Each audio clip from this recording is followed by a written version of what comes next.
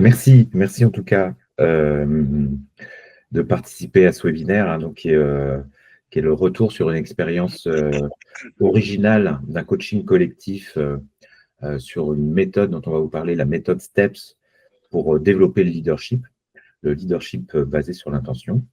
Alors, moi, je suis Pierre-Étienne Bost, je suis associé cofondateur de All Leaders Initiative, et donc coach et consultant. Avec moi, il y a Mathieu Hubier, qui est également consultant et coach, qui est le fondateur de STEPS, à la fois l'entité et la méthode dont on va vous parler.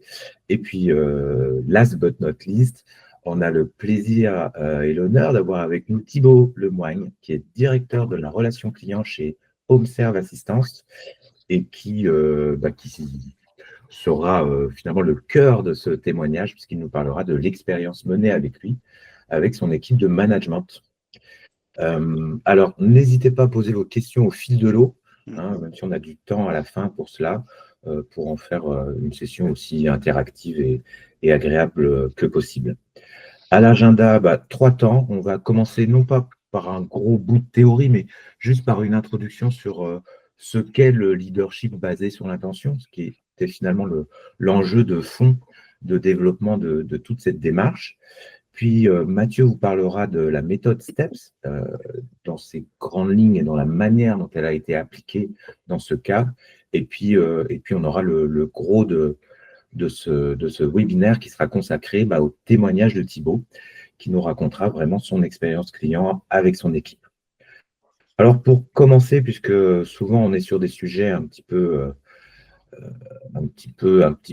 confus, ces questions de faire devenir des managers plus leaders, etc. Peut-être que le détour par une petite définition peut être intéressant pour rappeler finalement que dans la manière dont on l'entend, le management, c'est vraiment toute cette activité, pour rappeler l'étymologie originale, c'est vraiment s'occuper des affaires du ménage. Donc, c'est vraiment tout ce qui est centré sur l'activité, sur les tâches, les process au travail, ça va être aussi les règles, et bien sûr, vous savez, les aspects budgétaires, les finances, le temps. Donc, si on retient quelques mots-clés, le management, c'est plutôt du domaine de l'ordre, de ce qui est stable, du matériel. Ça va être un statut d'être manager, et on s'occupe plutôt du quoi. Quand on parle du leadership, là, on est dans du bon franglais, mais on parle bien de mener, d'orienter. Et là, on va plutôt s'occuper des individus, des équipes, des orientations qu'on leur donne. Et donc, le matériau, ce dont on s'occupe, c'est plutôt des comportements, des attitudes qu'on veut faire changer. Et donc, les mots-clés vont être plutôt autour du cadre, du mouvement à donner, de l'humain, des enjeux de posture plutôt que de statut. Et la vraie question, au fond, c'est le pourquoi on fait ce qu'on cherche à faire. Alors, ceci étant posé, chez All Leaders Initiative, vous savez, notre sauce secrète, à la fois notre philosophie, notre approche qui anime toutes nos interventions, c'est le leadership basé sur l'intention. Alors, qu'est-ce que c'est que cette affaire de leadership basé sur l'intention? C'est vraiment essayer de se reposer sur la puissance de cette idée même d'intention. Qu'est-ce que c'est que l'intention, si on revient très basiquement à la définition du Larousse, c'est une disposition de l'esprit par laquelle on se prépare délibérément un but. Si on revient un peu plus étymologiquement en détour par le littré, un dictionnaire de vieux français, c'est un peu plus poétique mais très intéressant, c'est l'action de tendre l'esprit et par suite le mouvement de l'âme par lequel on tend à quelque fin. Et donc, effectivement, c'est ça, la puissance de l'intention, ça va être une approche pratique de développement du leadership à tout niveau par l'organisation des échanges, des interactions et des prises de décision dans une équipe en portant tout l'effort vers l'atteinte d'une forme d'optimale qui est l'intention et qui est représentée par ce magnifique escabeau qui est illustré ici, avec autant de marches que de niveaux de progression dans les échanges et la favorisation du leadership. Alors, vous voyez, il y a un niveau 1, le plus bas, c'est le niveau des ordres et des instructions. Il n'est pas nécessairement mauvais, mais vous voyez bien que ce n'est pas le niveau qui favorise le plus l'implication, la contribution et l'autonomie. Ce qu'on encourage, c'est d'aller un peu au-delà et d'aller au niveau des faits, du partage finalement de quelle réalité, de quel contexte on parle, de quoi on parle. Et puis, à partir des faits, chacun peut avoir une opinion. Chacun peut penser quelque chose de ce qui est là. C'est ce qu'on va encourager à faire, finalement, dans les conversations de leaders. Et puis, au-delà de l'opinion, on va faire émerger un souhait par rapport à cette situation, ce que j'en pense. Qu'est-ce qui serait souhaitable de voir évoluer? Qu'est-ce qui serait souhaitable de faire? Mais là, on est encore dans quelque chose de relativement passif. D'où cette notion de cinquième marche de l'escabeau, qui est ce niveau de l'intention, qui va amener vraiment à être dans une mise en mouvement, hein, dans cette disposition où on se propose un but, comme on l'évoquait dans la référence au Larousse. Et alors, vous le voyez, on n'occupe pas toutes les marches de l'escabeau, parce qu'en fait, il y a des marches supérieures de cet escabeau, et souvent, d'ailleurs, on le distingue un petit peu sur les escabeaux. Il y a cette fameuse étiquette, là, dans l'esprit très anglo-saxon de précaution. Attention, à partir de cette hauteur, c'est dangereux, vous pourriez chuter. Et effectivement, les dernières marches de l'escabeau, on va plutôt les éviter, parce qu'on va passer au-delà, on va passer dans le fait accompli, voire, vous savez, dans ces effets tunnels de grands projets, parfois un peu aveugles, dans la situation complètement hors de contrôle. Parce que ce niveau de l'intention, son intérêt, c'est que ça favorise vraiment une forme de subsidiarité, de responsabilité, d'autonomie, mais sans faire de concession aux besoins de contrôle et d'efficacité opérationnelle. En fait, l'intention, il y a vraiment cette dimension à la fois d'implication et d'appropriation, parce que l'intention ne vit pas tout seul. J'ai l'intention de faire quelque chose, c'est orienter action, hein, c'est ce quelque chose, ce but vers lequel on tend. Et puis, c'est contrôler.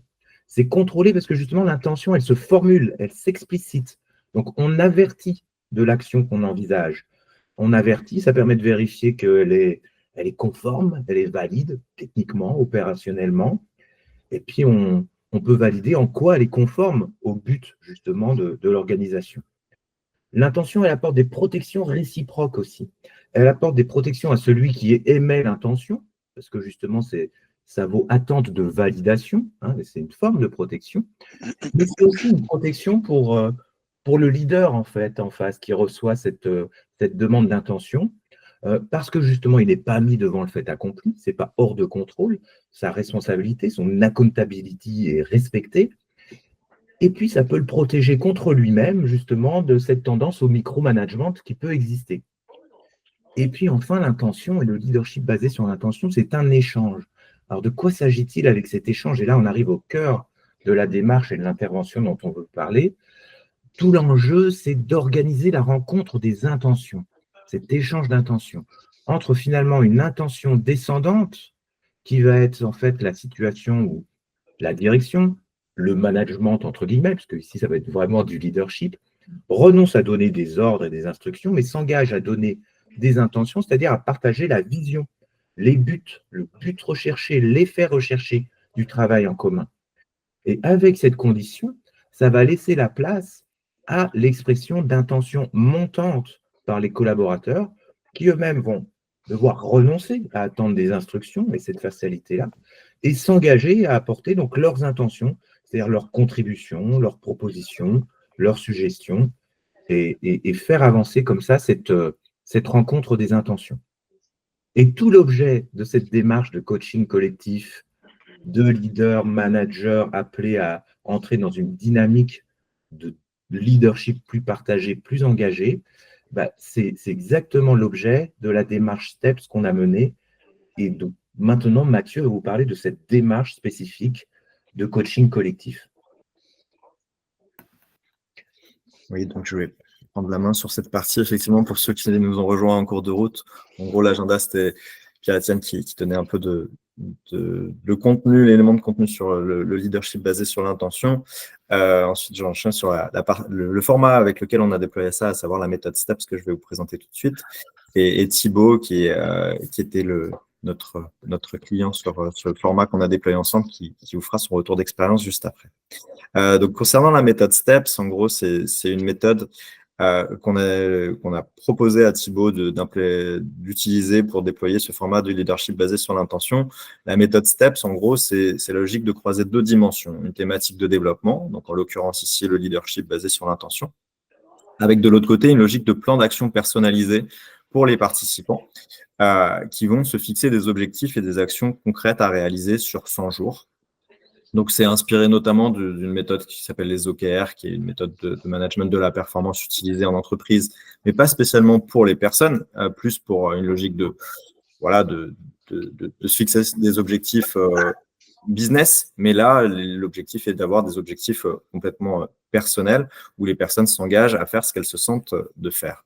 Donc concrètement, l'approche STEPS, en gros, c'est une approche qui vise l'intégration d'une thématique, de coaching en l'occurrence, dans la vie concrète des participants qui vont se fixer des objectifs très concrets sur 3 mois à réaliser, avec l'idée que ces objectifs sont 100% personnalisés, en ligne avec ce que le coaché, le participant se sent de réaliser et ce qui fait écho dans sa vie, principalement sur le plan professionnel, mais on aborde aussi l'aspect personnel et j'y reviendrai un petit peu plus après. Donc, pour donner des exemples, concrètement, la thématique de coaching, ça peut être développer le leadership basé sur l'intention tel qu'on l'a vu, mais il peut y avoir des sujets autour du thème du mieux collaborer, mieux communiquer, trouver un équilibre de vie pro, vie perso. L'idée est d'avoir des coachs qui sont incarnés et qui maîtrisent certaines thématiques et de partager à la fois des formats de coaching, des apports théoriques sur ces sujets-là. De l'autre côté, on va coupler ça donc avec une logique de plan d'action concret, personnalisé sur 3 mois, avec un objectif 1, on donnera des exemples un petit peu après, et des actions qu'on va pouvoir quantifier en disant, je vais essayer je vais participer à un management meeting où je vais, partager avec mes équipes, faire 5 réunions d'équipe, voilà, c'est plus clair, faire 5 réunions d'équipe. Au bout d'un mois, on suit aussi l'atteinte de ces objectifs. Et on voit où est-ce qu'on en est, et est-ce qu'on avance en ligne, est-ce que les objectifs étaient les bons. Et l'idée est de créer une mise en mouvement pour les équipes qui se mettent à faire des choses en ligne avec la thématique principale. Donc, si on prend l'exemple du leadership basé sur l'intention, concrètement, des thèmes possibles étaient comment on va gagner en autonomie, comment on devient plus force de proposition, comment on communique mieux, comment on gagne en transversalité. Donc, l'idée était de fixer des objectifs en lien avec les intentions descendantes, montantes et les intentions personnelles, la sphère personnelle qu'on voyait dans un objectif 3. Donc, voilà, pour donner des exemples concrets, qui, je crois, font à peu près le reflet de ce qui a été, de certains exemples de plans d'action qui ont été fixés. Comment je vais fluidifier la communication et la transversalité au sein de mes équipes. Voilà, je vais organiser 5 réunions d'équipe. Je vais déléguer 3 tâches que je fais encore aujourd'hui à mes équipes. Je vais devenir force de proposition pour ma hiérarchie. En faisant ça, je vais animer un management meeting. Je vais dire non à 3 demandes injustifiées. Voilà, c'est des choses très concrètes que les gens peuvent se mettre à suivre et qui leur permettent de se mettre en mouvement en lien avec la thématique de leadership basé sur l'intention. Voilà, un des principes, les différents intérêts qu'on voit dans la formalisation liée à la méthode STEPS et au suivi dans le temps, c'est que le coaché vraiment peut se faire une représentation de ses objectifs et de voir où il en est au fil du temps. Donc, comparer un format de coaching plus court sur 2 jours où il y a pas mal de partage ou d'expériences vécues, le risque, c'est que sur le long terme, les effets soient assez vite oubliés. Là, les gens sont invités à se mettre en mouvement et à fixer eux-mêmes leurs objectifs et à voir où ils en sont. Donc, ils peuvent aussi progressivement intégrer les concepts et les expérimenter sur la durée et puis avoir l'occasion d'en reparler, de réinteragir avec le coach ou avec les équipes en cours de route. Et puis, ça facilite aussi l'identification des challenges que la personne peut rencontrer en lien avec la thématique et donc de rebondir aussi dans le processus de coaching. Donc, ce format-là, pour nous, le côté très concret et suivi dans le temps, rend le format particulièrement intéressant et impactant, le rend plus impactant qu'un format très court et à la fois un bon entre-deux versus un format de transformation très longue des organisations. Pierre-Étienne, qui a ce point très, très en visibilité de par ses différents formats de coaching pour en dire un petit peu plus. Juste pour donner un peu de visibilité sur comment ça se séquence concrètement. En gros, on a une logique de 5 séances sur des formats à peu près de demi-journée qui regroupent les équipes. Et la logique est à la fois de croiser les apports théoriques et de coaching sur le leadership basé sur l'intention, mais sur le déploiement de l'approche STEPS, dans la première séance, d'explorer un peu qu'est-ce qu'on se sent de faire, donc qui permet aussi de créer un premier temps d'équipe où les gens interagissent en binôme et explorent les pistes d'objectifs qu'ils ont envie d'atteindre et les actions qu'ils se sentiraient prêts à faire. Mais on les laisse volontiers explorer, mais pas formaliser. La formalisation et la structuration se fait lors de la 2e séance, qu'on planifie en général une dizaine de jours après la première. qui permet aux gens de mûrir un peu plus concrètement ce qu'ils se sentent de faire, ce qui est juste pour eux, ce qui a le plus de sens. Et donc, pareil, on les laisse déployer en équipe la construction de ce format en binôme et supervisé par des coachs. Et ensuite, on va faire un suivi au fil du temps, chaque mois, pour voir où en sont les gens, ce qu'ils ont réussi à faire, ce qui peut peut-être les bloquer, faire évoluer leur perception aussi par rapport à leurs objectifs, par rapport à ce qu'ils pensent avoir fait ou pas fait. Et donc, voilà, c'est ça ce qu'on va déployer sur la période des 3 mois, en arrivant à la fin des 3 mois avec la particularité d'être fait par les participants eux-mêmes, en fait, où on les met en position quasiment de coaching réciproque pour finalement faire cette sorte de relevé de progression par eux-mêmes. Hein. Complètement. Et je laisserai peut-être Thibaut partager sur cet aspect-là de ce que ça a pu permettre en termes de dynamique d'équipe, mais il y a une logique du coup de fluidification de la communication et de voir la perspective des participants d'une manière différente. Donc, je laisserai volontiers Thibaut partager sur cette partie-là, mais c'est un des bénéfices, je pense, du mode aussi. Voilà, juste un petit point sur la partie personnelle où en gros on peut, puisqu'en plus on avoir discuté aussi avec certains clients dont Thibaut, cet aspect-là est un aspect qui est assez apprécié, c'est de dire on incite les gens à se mettre en mouvement sur une thématique. Pour autant, ça leur demande un certain nombre d'efforts, donc on leur demande aussi volontairement de se préserver ou de se considérer dans leur logique de mise en mouvement et de voir ce que eux peuvent faire pour eux, sans se culpabiliser, parce qu'à la fin, on est tous dans une logique d'effort, de contribuer à un effort, de leadership basé sur l'intention, de mieux communiquer, mieux collaborer ou autre.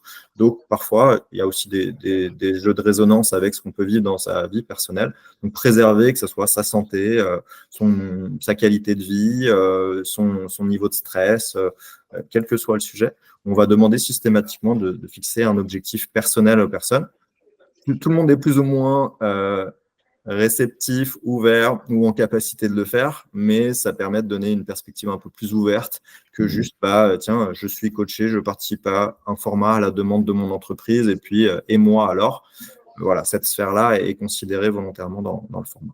Oui, avec cette idée qu'on n'est pas du tout dans de l'intrusion dans l'intime des participants, mais vraiment dans une logique j'allais presque dire d'hygiène et d'écologie.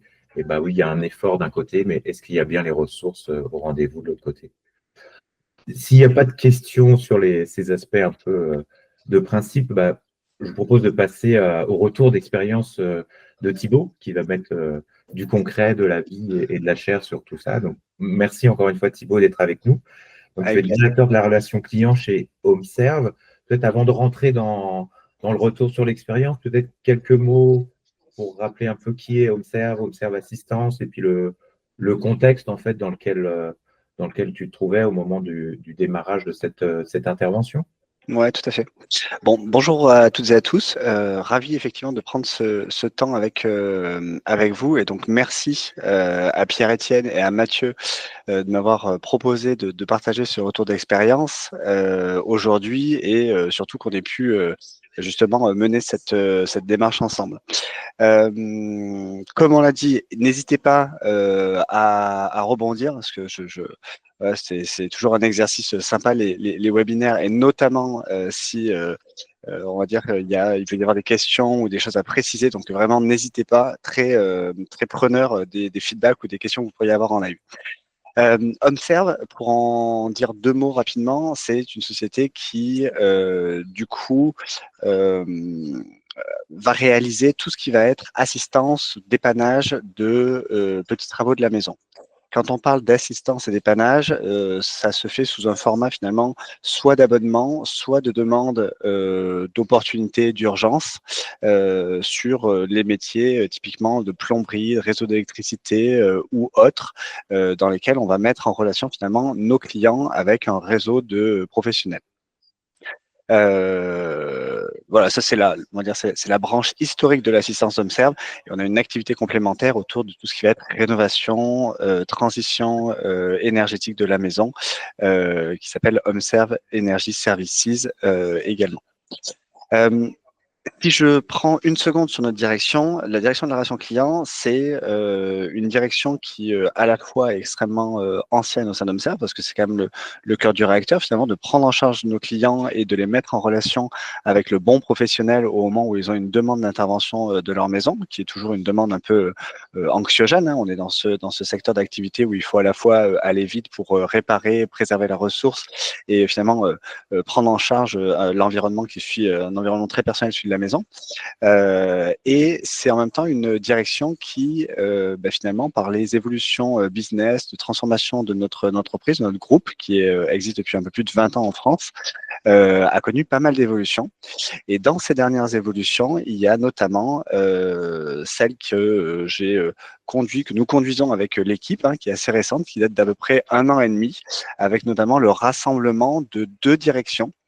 Une direction qui était plutôt orientée business, une direction qui était plutôt organisée autour de la délivrabilité du service et un troisième même service qui était plutôt dans une fonction, on va dire, corporate à l'époque, dans une démarche de qualité, amélioration continue.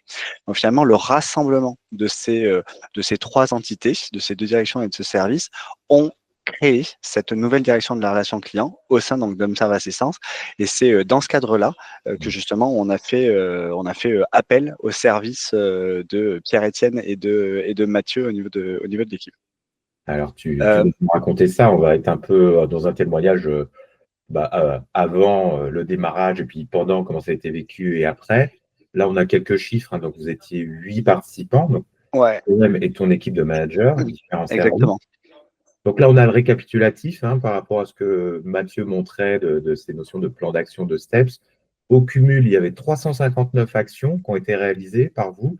C'est un taux d'atteinte de 80% des objectifs. Ça, c'est un peu le résultat brut. Est-ce qu'on peut refaire un petit pas en arrière et que tu nous racontes finalement, avant de décider de démarrer, quelles étaient un peu les questions que tu te posais? Qu'est-ce qui fait que voilà, il y a pu avoir l'intérêt pour ce genre de démarche? Ouais. Et puis en même temps, honnêtement, se dire, tiens, qu'est-ce qui aurait pu te préoccuper dans la démarche? Ouais. On t'a montré un peu ce qu'on a montré et qu'est-ce qui t'a fait hésiter? Et puis comment ça s'est passé pendant l'accompagnement et jusqu'à la fin? Ouais, tout à fait. Alors la première fois effectivement qu'on en a parlé, justement, quelques mois avant de lancer cette démarche-là, sans être frileux, on va dire que j'avais effectivement quelques réserves. Alors je commençais par les premiers doutes, hein, finalement que j'ai pu avoir à ce moment-là, qui finalement étaient de se dire, on est presque sur une certaine injonction contradictoire quand on parle de ces 2 sujets, en tout cas à mon sens dans ma lecture.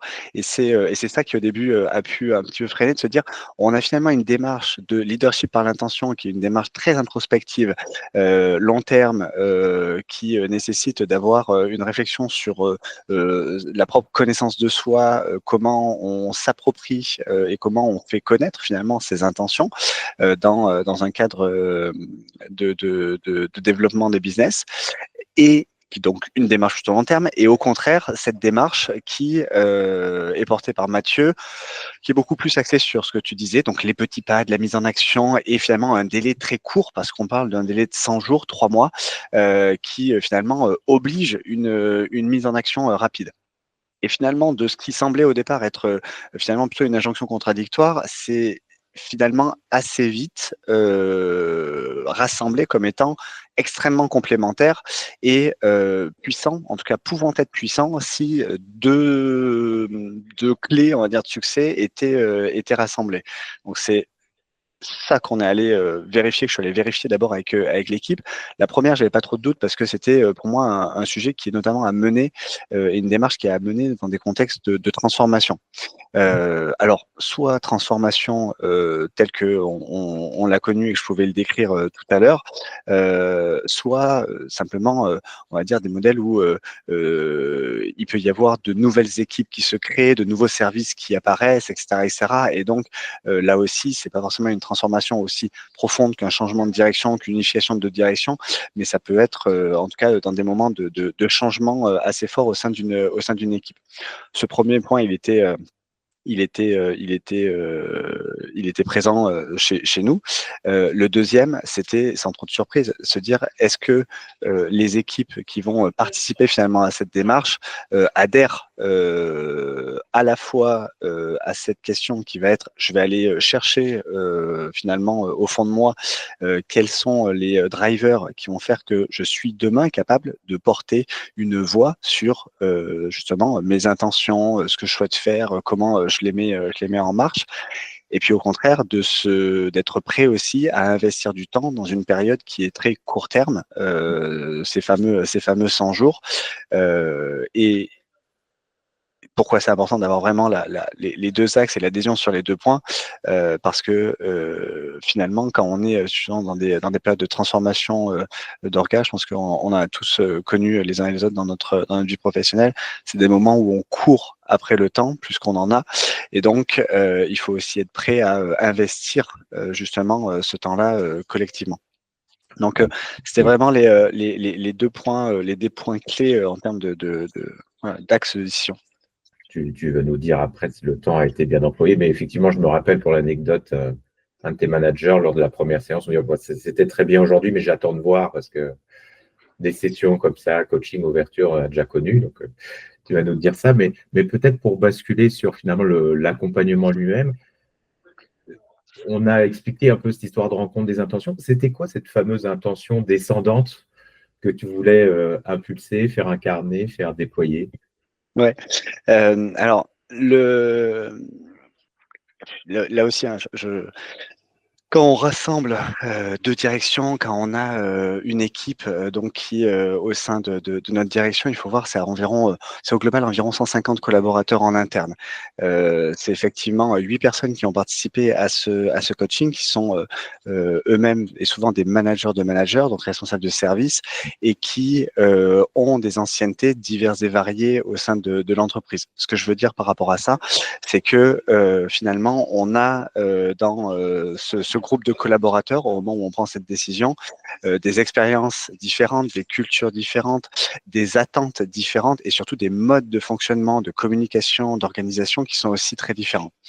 Alors, de cet aspect fédéral, on en tire forcément beaucoup de richesses, mais il y avait quand même une volonté, et donc c'est cette intention-là qui était la nôtre, de non seulement porter un changement commun, et donc d'apporter une voix beaucoup plus unifiée auprès des équipes, et donc ça, c'était déjà un changement majeur dans le fonctionnement, et de le faire ensemble. Et donc quand je dis de le faire ensemble, c'est là aussi, je crois que tu l'as évoqué, Pierre-Étienne, sur un de tes slides, et c'était très riche, je suis extrêmement d'accord. Il y a là aussi, c'est pas toujours le cas, mais en tout cas, nous, ça l'était, dans un groupe de collaborateurs, dans notre groupe d'équipe, dans mes équipes directement, des personnes qui vont être moteurs, d'autres qui vont être un peu plus passifs. Et donc, c'est vraiment notamment comment, finalement, chacun, passif ou non, s'approprie ces sujets et donc peut porter la voix, peut porter sa voix. C'est important que ce soit la sienne, mais la sienne dans le contexte de cette transfo d'orga, et donc qu'il puisse y avoir une voix qui soit unie autour de ces sujets-là. Donc c'était vraiment ce sujet voilà, qui était au centre on va dire, de l'intention descendante telle que tu l'as décrit. Ok. Et donc, finalement, comment durant l'accompagnement, quel retour de ce vécu, hein, effectivement, on voit le temps est relatif, mais c'est donc un accompagnement relativement long, sur 3 mois, 100 jours, avec ces 5 temps forts. Comment ça s'est passé? Il y a des choses qu'on a évoquées en termes de format, c'est un mix de beaucoup d'échanges, de mise en pratique des apports théoriques. Qu'est-ce que ça a produit? Qu'est-ce que tu as pu voir comme évolution dans la dynamique? Est-ce que ça a pu changer ton regard sur certains de tes managers? Est-ce que tu as vu de manière plus horizontale les regards changer entre eux? Est-ce que tu peux nous parler de tout ça? Ouais. Alors il y a plusieurs points. Le premier déjà, c'était peut-être le format, si on reste un peu cadre général. Je sais qu'au départ, on avait échangé en se disant finalement que c'est quoi le bon format? Est-ce que c'est 2 jours? Est-ce que c'est 3 jours? Est-ce que c'est sur des journées pleines, plutôt sur des demi-journées? Et on s'était mis d'accord, hein, vous nous aviez suivi sur ce point où finalement, par rapport au rythme qui était le nôtre déjà en interne, par rapport au temps qu'on avait envie malgré tout de consacrer, il lui était justement plus adapté de fonctionner sur des demi-journées.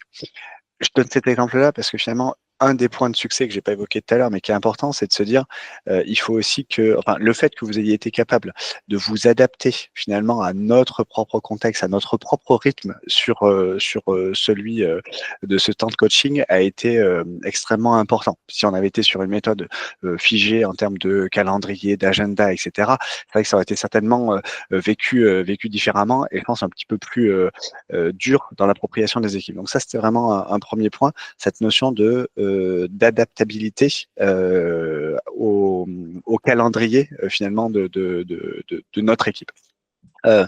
Le deuxième point, je reprends un sujet que tu as évoqué, c'est ce mix entre finalement des apports théoriques que vous arrivez à transmettre, que vous arrivez parfois à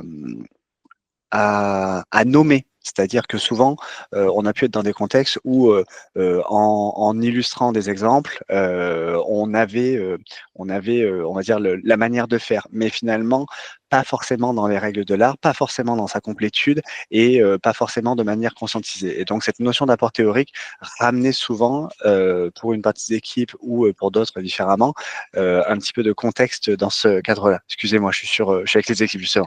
Salut Abdel, ça et donc, c'était intéressant justement d'avoir cette première brique. On parle de managers qui sont une fois de plus expérimentés.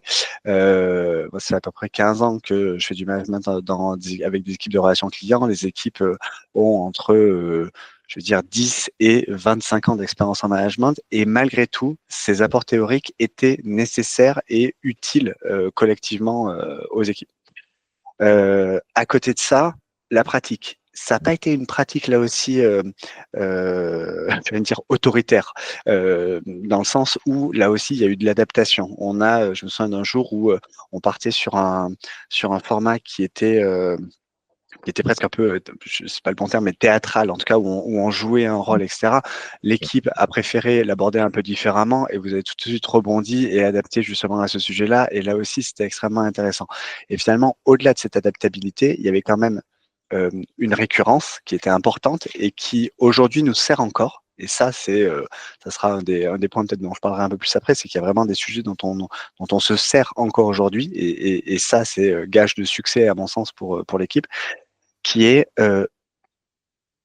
systématiquement, à chacune des étapes, à chaque fois des fois où on se rencontrait, il y a toujours eu un temps important laissé au regard croisé, à l'échange entre pairs et pas un échange finalement, voilà, je dis ce que j'ai fait, mais à la fois de partage des réussites et des difficultés qui ont pu être finalement identifiées dans les objectifs qu'on s'était donnés lors de la première session, mais aussi challengé par le regard de l'autre dans des moments de doublon avec une autre personne et qui oui était vraiment dans un mode de challenge positif sur voilà ce qui lui semblait avoir marché, peut-être un petit peu moins, s'il voyait les choses de la même manière, etc.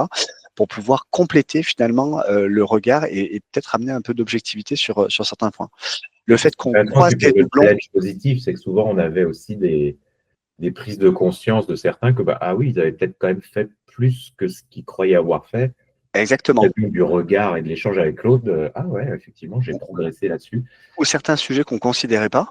Voilà, non, ça c'est le truc. Non, et en fait, c'était vraiment justement dans le cadre d'un des objectifs, et l'autre avait justement vu pendant la semaine précédente, les 15 jours précédents, en travaillant en commun justement ces sujets-là. Donc hyper intéressant. Ça a créé quelque chose en termes de cohésion, de connaissance réciproque, avec un impact dans le fonctionnement collectif. Ça a favorisé deux choses. La communication entre des personnes qui avaient pratiquement tous, déjà des histoires communes et parfois des histoires, j'allais dire positives, faciles, on s'entend bien, c'était mon collègue, c'était mon chef, etc. Et parfois des histoires un peu plus difficiles, plus rugueuses, voilà. Et donc donc ça a vraiment libéré cette capacité justement à se dire les choses, notamment au moment des binômes. Et donc ça, c'est pour ça le fait de le faire de manière récurrente, régulière, etc. Ça a été un vrai plus. Et le fait que finalement à chaque fois ces binômes ont été différent. C'est-à-dire que du coup, on a forcé, vous avez volontairement initié le fait que voilà, beaucoup de personnes puissent échanger pendant ces 5 demi-journées entre elles, et donc du coup, faciliter la communication sur finalement l'ensemble des sujets. Parce que ce que montrait Mathieu et que je leur dis, c'est que finalement, on a à la fois des sujets, on avait cet objectif ascendant, cet objectif un peu macro, les objectifs descendants sur des objectifs un peu plus micro qu'on voulait se fixer, et puis cet objectif personnel. Donc finalement, ça obligeait à chaque fois à pouvoir partager sur chacun de ces temps-là et de manière très ouverte, hein, voilà, parce qu'il n'y avait pas de points justement à cacher. Alors, je suis conscient du temps qui passe, donc j'ai envie de Et oui, vers un peu le bilan. Alors, peut-être le ouais. bilan à chaud, enfin à l'époque, à chaud, à la fin des 3 mois, on a évoqué un peu les chiffres, mais finalement les résultats concrets, à la fois individuellement et collectivement, le retour un peu de l'équipe, et puis finalement vers quoi ça ouvre, parce qu'on sait bien qu'une démarche comme ça, c'est pas une panacée, vers quoi ça vous a amené à vous poser d'autres questions. Et puis cette question des célébrations aussi, hein, puisque il y a une dimension d'objectif, mais dans cette logique d'hygiène, on avait insisté sur que chacun se mette une célébration pour soi et puis collectivement. Ce bilan à la fin de la démarche, et puis on parlera du à froid après. Ouais. Alors vraiment à la fin de la démarche,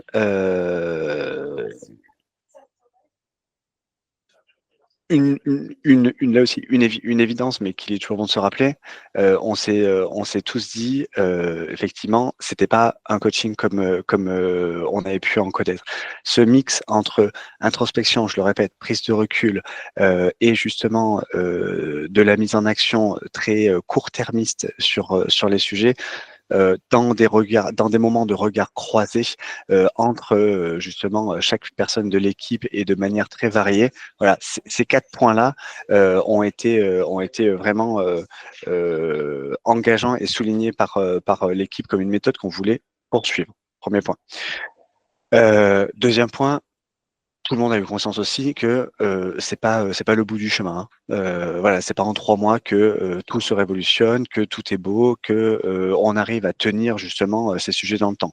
Donc, on s'est aussi collectivement dit que nous avions à présent aussi j'allais dire des engagements personnels et vis-à-vis du reste de l'équipe à tenir pour justement faire vivre justement cette communication, cette capacité à dire les choses, cette capacité à entendre aussi les messages de l'autre, à la fois entendre les messages de l'autre et finalement quand nous on transmet les messages aussi s'adapter un peu plus à notre audience.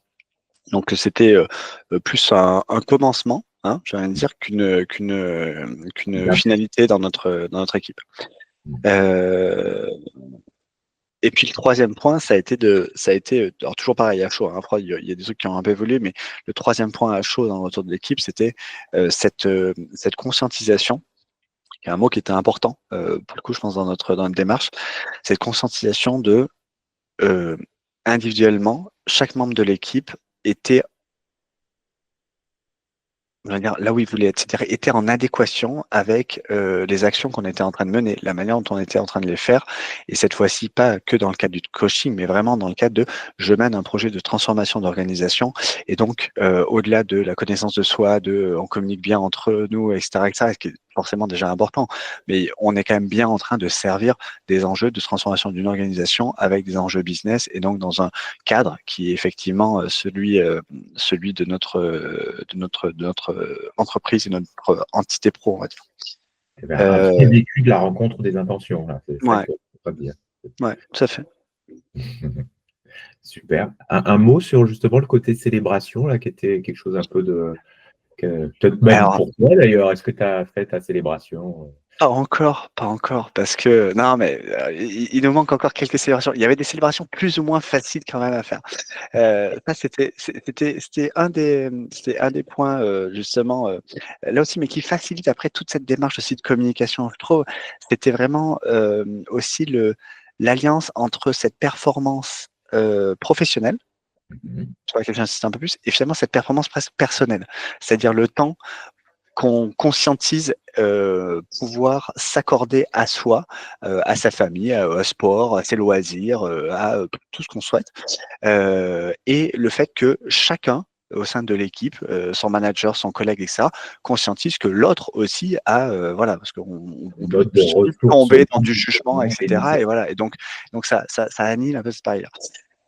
Malgré tout, bon, après, à froid, on n'a pas tous encore fait nos célébrations, mais on y pense. Et donc, la mienne va certainement arriver, mais plutôt en février. Elle se joue plutôt avec un peu de neige dans nos belles montagnes, qu'on n'est pas très loin de Lyon, chez Amsterdam. Donc, du coup, je compte bien la réaliser. Et on a une célébration commune qui serait de passer 2 jours en EOD avec des réflexions plus stratégiques d'organisation justement de notre direction et des prochaines évolutions qu'elles vont mener. Et donc ça, c'est un point qu'on se garde pour le début d'année prochaine. Mais typiquement, même si ça n'était pas une célébration, hier, on était en EOD autour justement de cette fois-ci pas de l'organisation service, structure de notre direction, mais plutôt dans la démarche autour des projets, de tout ce qu'il va falloir initier, donc cette transfo plutôt business des équipes.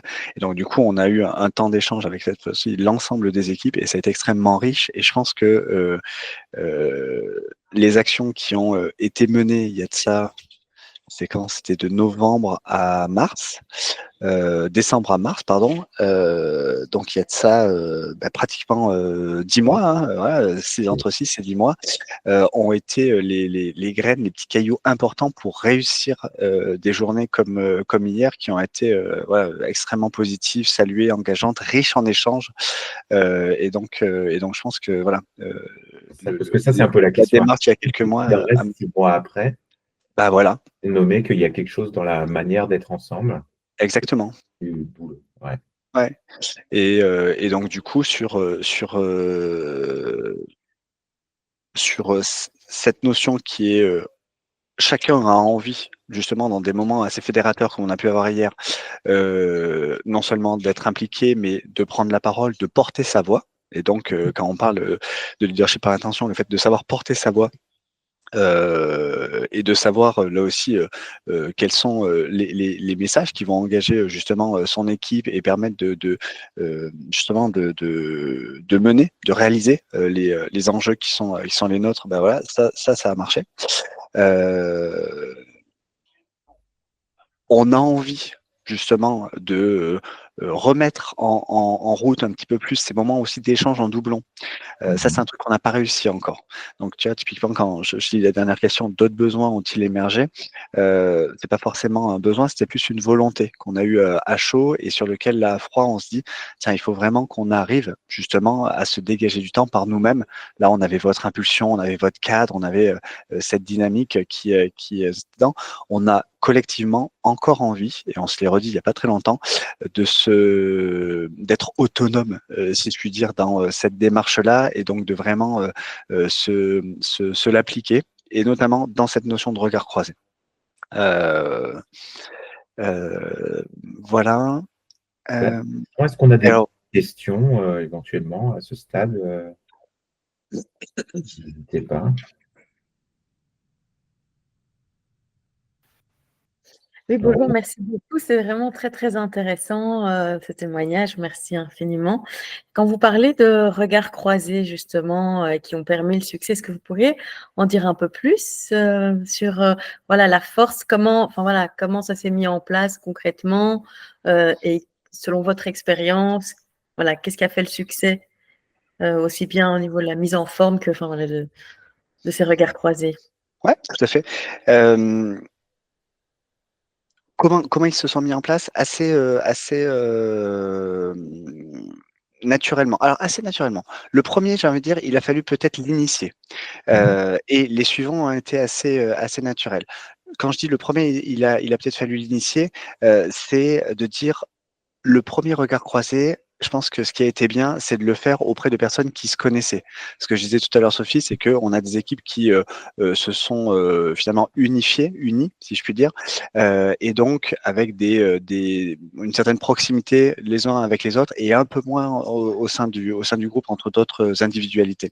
Et donc le premier regard croisé était vraiment sur des individus qui se connaissaient un petit peu plus, qui pour le coup avaient envie peut-être de se découvrir davantage, mais voilà, ça a permis comme ça de faciliter le premier moment d'échange avec ça.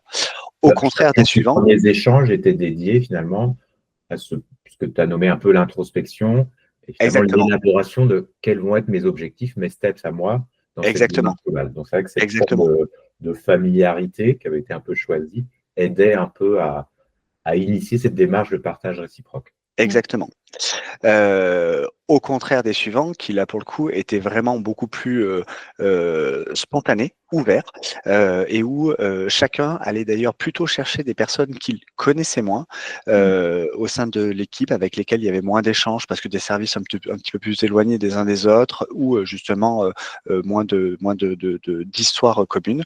Et donc au fur et à mesure des 2, 3, 4 justement échanges supplémentaires, bah, finalement, ça s'est instauré un peu comme une routine, mais une routine attendue, une routine positive, sur lequel, finalement, dans la méthode, chacun, sur la base des objectifs justement qui ont été définis, de ses avancements, de ses réalisations, livre son point de vue, avec objectivité ou avec un peu plus justement de parti pris, et le regard de l'autre vient justement le challenger, l'orienter, le questionner pour justement soit comprendre, soit affirmer, soit même compléter des objectifs qui étaient ceux définis au départ.